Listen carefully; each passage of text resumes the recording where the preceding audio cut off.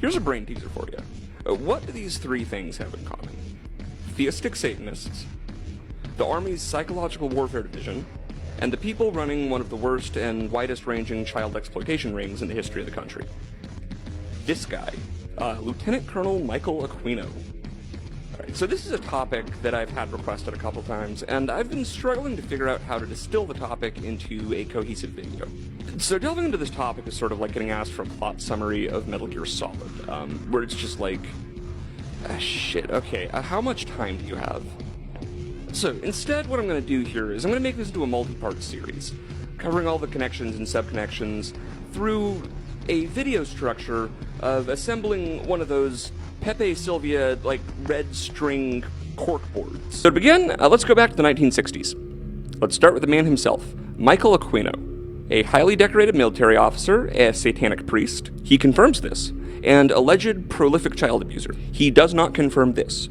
More on those second 2 points later. During the Vietnam War, he spent multiple years involved in clandestine operations, highly likely and generally assumed to be as a part of the Phoenix program, although this has never officially been confirmed on the record. The Phoenix program, largely considered both a precursor to modern psychological warfare as well as a dick move. The Phoenix program was an operation that primarily involved torturing people for information, to send a message, to scare people, keep them in a state of distrust and paranoia. Additionally, it also developed psychological warfare techniques to demoralize the Viet Cong, including the infamous spooky ghost voices telling you to surrender in Vietnamese tape that we played loud as shit from airplanes flying around at night.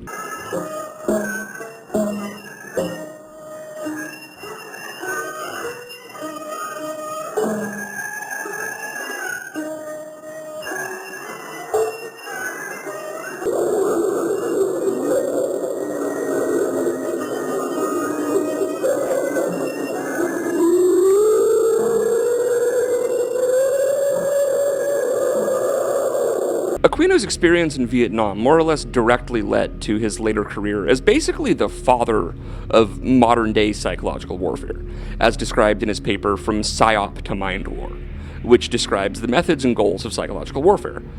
That's right, this guy is the person who came up with the term psyop. Now, let's move on to the more unexpected side of things. Michael Aquino was a Satanist. And look at this guy who's next to him. This is Colonel John Alexander. He's been all over TV shows like he's looking for UFOs, but look who his brother-in-law actually is. This is right off of Colonel Alexander's own website that still has his email and phone number listed on there. And here is that same guy at the Non-Lethal Defense Conference held at Johns Hopkins Applied Physics Labs. So if it was all just black magic wizardry in dark wizard robes doing satanic stuff, what is he doing getting directed energy weapons awards? Is that Jacques Vallée hanging out at the Church of Satan? What are all these ufologists doing at satanic temples? Oh, now he's at Stanford University with Hal Puthoff, another UFO guy. Hal Puthoff is the one with Tom DeLonge at To the Stars Academy now. And there's Colonel John Alexander. And look, they're talking about telepathic behavior modification, parapsychology. These guys are talking about ESP mind control. Hal Puthoff is with Tom DeLonge at To the Stars Academy. And he also has a company with Eric Davis from the Wilson Davis memos. All these guys are the who's who of ufology and Skinwalker Ranch. There's Eric Davis and Hal Puthoff at Skinwalker Ranch. What are these guys doing at Skinwalker Ranch? Look at who they used to associate with and where they come from. There's the psychic spy, remote viewer, the founder of the Stanford Research Institute, Army, Project Grill Flame, and Stargate right there. The guy that trained Uri Geller with Eric Davis. And there's Mr. UFOs himself, Lou Elizondo. See, there's Hal Puthoff with Uri Geller trying to do psychic spy stuff at Stanford. Hal Puthoff is BFFs and colleagues with this guy, Colonel Alexander. He is brother-in-laws with him. This guy. What, you might be wondering, did a guy like Aquino do for a living? Did he work at a comic book shop? Was he an organizer for his local Renaissance fair? As a matter of fact, Michael Aquino was an officer in the United States Army. He was a lieutenant colonel who worked in military intelligence and led work in psychological operations. Aquino proposes that a new form of psychological warfare, which he calls mind war, should replace the old psyops. So let us begin with a simple name change, he writes. We shall rid ourselves of the self-conscious, almost embarrassed concept of psychological operations. In its place, we shall create mind war. The term is harsh and fear-inspiring, and so it should be. It is a term of attack and victory, not one of the rationalization and coaxing and conciliation. The enemy may be offended by it. That is quite all right, as long as he is defeated by it. A definition is offered. Mind war is the deliberate, aggressive convincing of all participants in a war that we will win that war. The advantage of mind war is that it conducts wars in non-lethal, non-injurious, and non-destructive ways. Essentially, you overwhelm your enemy with argument. You seize control of all the means by which his government and populace process information to make up their minds, and you adjust it so that those minds are made up as you desire. I have been to the Wewelsburg, which still preserves Heinrich Himmler's ritual chambers to this day, and have conducted a black magical ritual in the so-called Hall of the Dead beneath the Wewelsburg. Now, on to the third major aspect of him.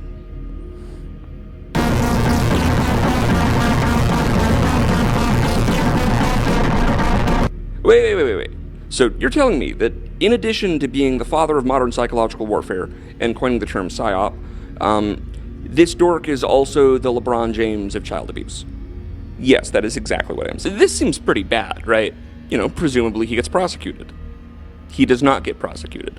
But UFO sightings were, popular at the time, particularly abduction scenarios. So that was one where, again, changing history could cause a new scenario and be able to describe the situation just as if it were real. Was that an experiment, or was there a practical use for that? No, that was, I hate to say experiment. A lot of this was, it wasn't consciously what we set up to do. It was more serendipitous. Here's the events. Who are we working with? What can we do? Who wants to, we were literally making it up as we went along. These are typical CIA torture scripts. Kubark manual. And they do good cop, bad cop interrogation called Jeff and Mutt, and they go right through the list, right? Just textbook. So whoever the handlers are on the other side of this synthetic telepathy, they're following the handbook perfectly. People have died. And then they showed me some brain images of individuals who had been damaged, and internal scarring you can see through MRIs. And, it's data. It's unmistakable. You have to say, okay, well, what did that? I can conjecture or hypothesize about, is it the Russians? Is it UFOs or whatever? But the fact is, there is data that says something is happening, and so we need to study it. And that's what a scientist should do. So, of course, absolutely. But so, for some context, who were these people? So we had to call Hal Puthoff to get the full scoop. Hal. Hi, Hal. Dr. Hal Puthoff has one of the most interesting careers of all time. He was first a laser physicist, and then out of Stanford Research Institute, he started the government's psychic spy program. Since then, he's been doing frontier tech research and has briefed multiple presidents on UFOs. It was Kit Green, who is close to those people. He's part of their extended network. He worked with them exclusively, very closely in the past. He was involved in Puthoff's remote viewing work, all this stuff that happened in the 70s. Right. There was an official program to study UFOs. As the I-Team first reported, one of the Pentagon programs was carried out here by Bass, a subcontractor within Bigelow Aerospace, financed by the DIA. And the chief scientist for Bass was physicist Dr. Hal Puthoff. Hal was working with the DIA study through Bass, and as well as the chief scientific officer for the two stars as a civilian effort in the field. So I should mention he was also participated in the study that I ran 30 years ago. Las Vegan John Alexander, a former military intelligence colonel, has likewise been pursuing the UFO mystery for decades. It's no accident he invited Dr. Puthoff to speak here, given the recent explosion of media interest in the Pentagon's UFO study. On Friday, Puthoff will tell what he knows about that study. It's one of the highlights from the joint conference of IRVA, the International Remote Viewing Association, and SSE, the Society for Scientific Exploration. Both groups include professionals who believe the study of unconventional subjects is a worthy pursuit. That is the key point, is that these people are highly credible, highly skilled, many professors, lots of PhDs and MDs that are involved, and they do want to look at, or are certainly willing to look at this wide range of society. They're not all proponents. I might mention that. I mean, some of them are true skeptics, but you know, they are willing to look at the data. The conference is not a gathering of true believers. For example, one SSE member, Dr. Gary Nolan of Stanford, recently demolished claims by pitchmen that this skeleton found in Chile is a mummified extraterrestrial. It's a deformed human, Nolan proved. Remote viewing is a protocol developed for the CIA and tested by the U.S. Army. Dr. Puthoff helped create the CIA's remote viewing program, but for this event, we'll focus on the Pentagon's UFO studies. So when people say, isn't it interesting the Pentagon is doing this? My question is, why aren't we seeing more? George Knapp, 8 News Now. But there are those who believe that this same technology could also be used by DARPA as a new form of mind control. Like their counterparts at the CIA, DARPA-funded researchers have spent decades investigating how the human mind can be altered. In 1965, DARPA launched Project Pandora, which studied the possibility of using microwave radiation to control human behavior. The project reportedly ended in 1969, but DARPA's investigation of how machines can affect and possibly control the brain continues to this day. There are explicit programs of DARPA to read and write to human brains, whether it's through direct implants within the brain or wearing some kind of cap. So these things are being worked on, and we know that. So what's the next step? Maybe the next step is we can send instructions and information to an actual person from a distance with this kind of technology to let another person control their actions. But that could be something that could be malicious. If there's some way to do it from a distance, a much greater distance than something that you can wear on your scalp, that would be the ultimate technological achievement that would fall into this realm of mind control and direct human-machine interface that DARPA may well want to keep secret. The Lily wave frequency is a secret military application known as the madness frequency. Or could it be manipulated purposely by people who have the technology to simulate UFO sightings? And people say, well, of course not. Who would do a thing like that? Well, I would remind you that during the Watergate investigation, it was discovered that there was a plan originated in the White House to surface a submarine off the coast of Cuba and paint the second coming of Christ over the island of Cuba using holograms. Which is well within our technology today. The idea was that since there is a large Catholic population in Cuba, they would be so upset by this vision that this would saturate the communication channels, you know, the telephone system in Cuba, long enough for an invasion to take place. How interesting. I never heard of that. Well, I think that's you know, a classic in psychological warfare, but that kind of manipulation is well understood, and I have personally investigated several apparently genuine UFO cases where there was in fact a manipulation. My conclusion, the conclusion of scientists working with me, was that there was in fact a manipulation taking place, and that a very famous astrophysicist, Dr. Jacques Vallée, who some of his work ended up in Steven Spielberg's movie Close Encounters of the Third Kind. And he's up in his 80s now. And in 1992, he wrote a book, and he had a log entry where he had received a 1985 CIA document that outlined, for psychological warfare purposes, them using these advanced technologies that look like an alien craft and other technologies to, quote, abduct peasants in Argentina and Brazil for their psychological warfare value. Now, that's in black and white. And so people go, this sounds crazier than the myth you've been told, and it is. But why would they do that? Werner von Braun, in his deathbed in 1974, told a member of my team, Carol Rosen, that their plan is to create, eventually, an hoax, a threat from outer space, to try to unite the world, like Independence Day, the movie, in a sort of a military global junta of humans against aliens. It's all nonsense. It's BS. But it sells well. It sells movies, it sells tickets, it sells books. This is the Blue Beam, Project Blue Beam? Yeah, that related to that. And I've met with many men who've been on operationally, like literally have been operational on those programs. Now, it went from really clunky stuff, like the Betty and Barney Hill abduction. People think that was alien. It wasn't. It was us. Late 50s, early 60s. And I think President Obama's actually working on a documentary about that.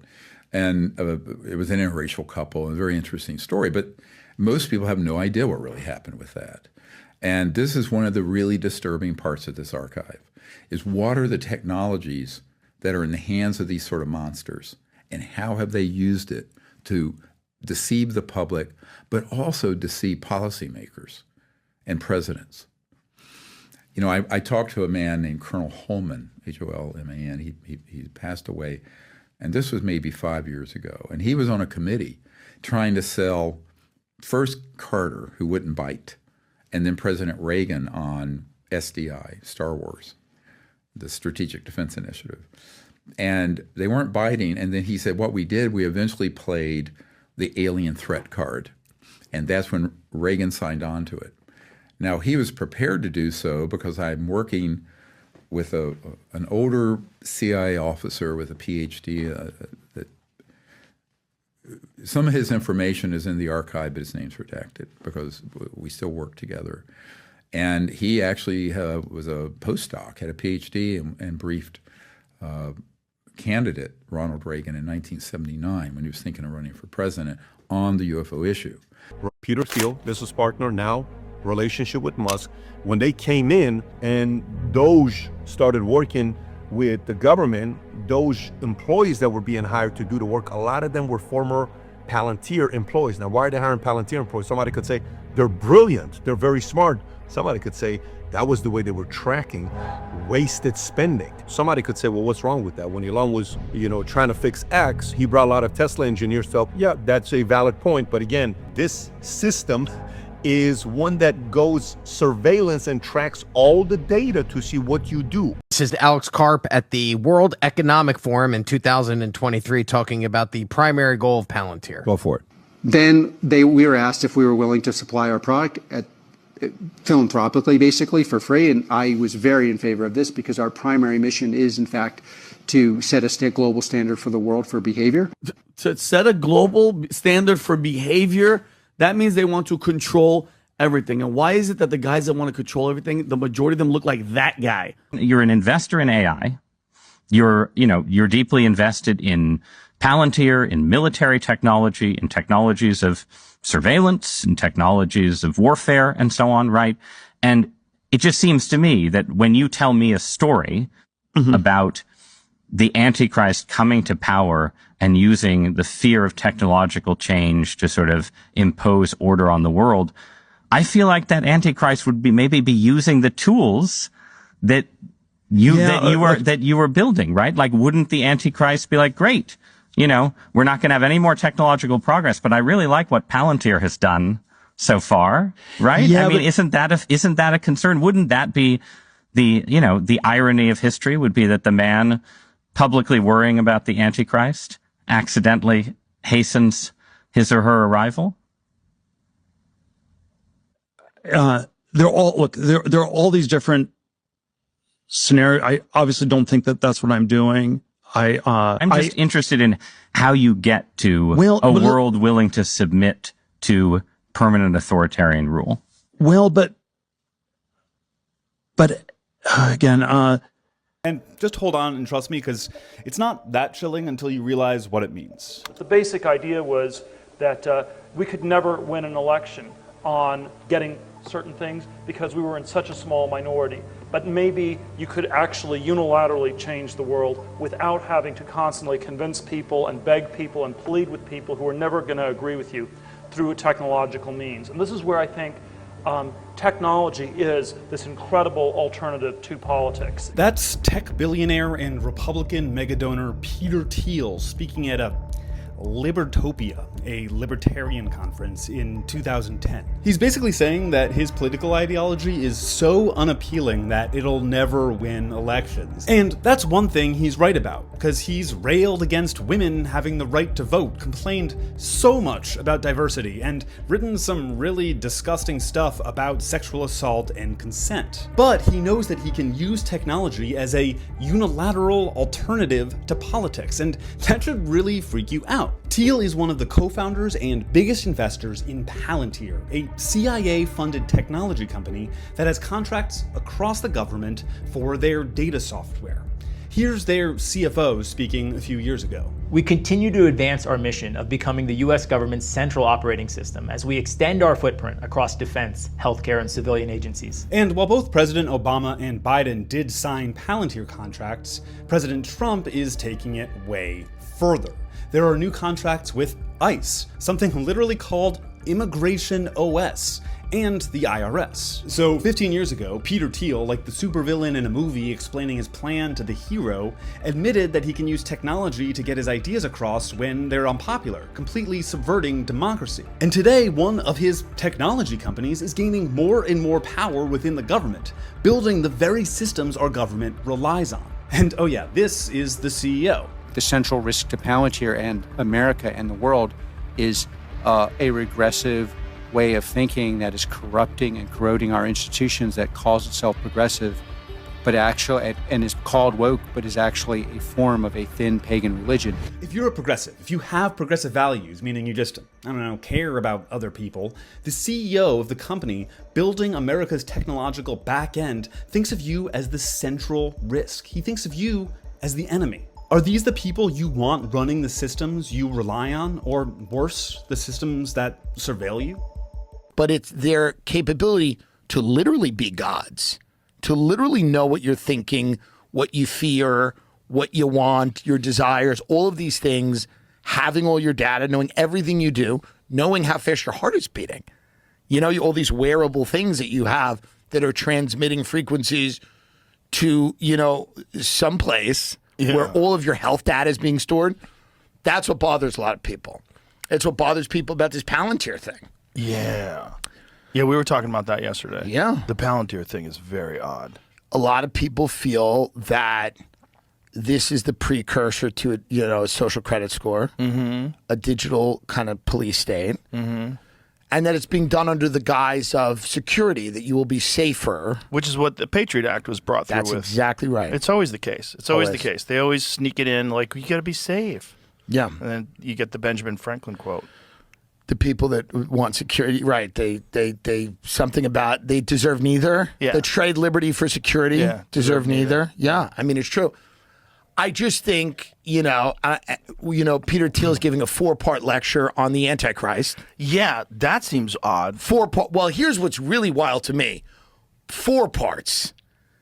It's not just one. One lecture on the Antichrist would be insane. This guy's doing a series. He's doing a 4-part lecture on the Antichrist, and nobody in his inner orbit went, Peter, how about one lecture on the Antichrist or no lectures? Not 4. Well, I don't think he understands the optics. He certainly does not. Yeah. It's odd. Yeah. Tickets sold out. Well, of course. Well, it's a private lecture at a club.